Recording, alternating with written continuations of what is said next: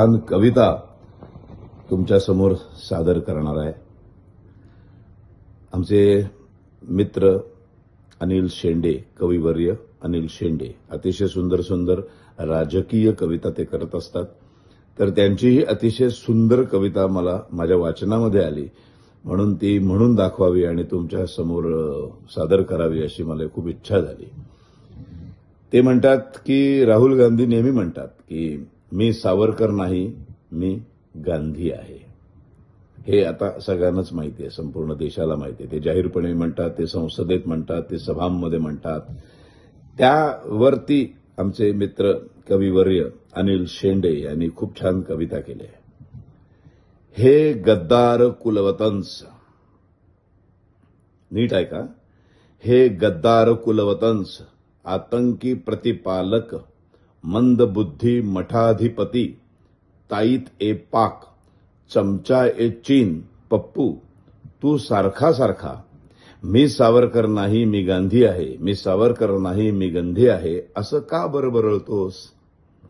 आणि का बरं तोच तो पांचट विनोद करून वराह जातीय लोकांची वाहवा मिळवण्याचा केविलवाणा प्रयत्न करतोस? अरे वराहाला कधी सांगावे लागते काय की तो सिंह नाही असे? अरे जे सूर्यप्रकाशा एवढे सत्य आहे ते वारंवार सांगून कशाला करून घेतोस बाळा तुझे हसे? अरे तूच काय तुझ्या सहस्त्र पिढ्यांचे भारे बांधून एकत्र केले तरी एका सावरकराच्या जोड्याचीही बरोबरी होऊ शकणार नाही, हे संपूर्ण देश जाणतो। एक गद्दार, इंग्रज शरण, छछोर कुटुंब आणि देशासाठी आपलं सर्वस्व स्वातंत्र्याच्या यज्ञकुंडामध्ये संविधानाप्रमाणे अर्पण करणारा त्यागी तपस्वी परिवार यांची तुलनाच तू कसा करू शकतोस?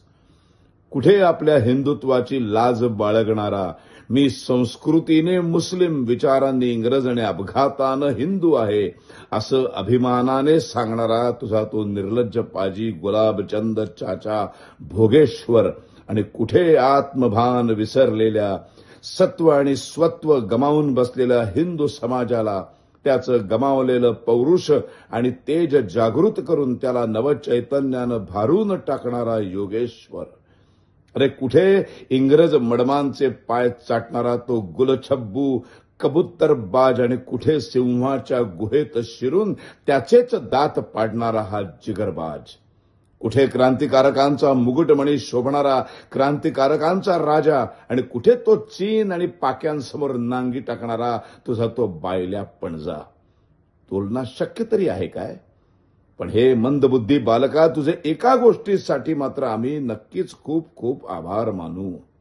तुझ्या या वायफळ बरळण्यामुळे जे सावरकर आधी केवळ महाराष्ट्रातील काही लोकांनाच ज्ञात होते आणि भारतातील आणि जगातील बहुसंख्य लोकांना अज्ञात होते, तेच आमचे सावरकर आता ग्रहण सुटलेल्या सूर्याप्रमाणे त्यांच्या पूर्वीच्याच प्रखर तेजानं पुन्हा एकदा प्रगट होऊन त्यांच्या आता लोकांना ज्ञात होऊ लागलेल्या दैवी प्रतिभेनं, स्वातंत्र्य युद्धातील त्यांच्या अतुलनीय शौर्यानं, त्यागानं आणि अद्वितीय कार्यानं, त्यांच्यातील द्रष्टेपणामुळे आणि त्यांच्या संपूर्ण विश्वाला उजळून टाकणाऱ्या सर्व समावेशक विज्ञानवादी अजर अमर तेजस्वी हिंदुत्वामुळे केवळ भारतालाच नव्हे तर साऱ्या विश्वाला ज्ञात होत आहेत। त्यांच्या प्रखर आणि दिव्य तेजाने विश्वाला कवेत घेण्यासाठी वेगाने समोर येत आहेत। म्हणूनच हे पप्पू, मी तुझा निषेध करत नाही तर तुझे आभारच मानतो। तू असाच जन्मभर सावरकरांच्या नावाने शंख करत राहा आणि सावरकरांच्या विरोध भक्तीनं स्वतःचा आणि तुझ्या कुळाचाही असाच उद्धार करत राहा, तर सावरकरांवर अन्याय अत्याचार करणाऱ्या तुझ्या स्वर्गस्थ पणजांना, खापरपणजांना कदाचित मुक्ती मिळू शकेल। कविवर्य अनिल शेंडे। धन्यवाद। राष्ट्राय स्वाहा।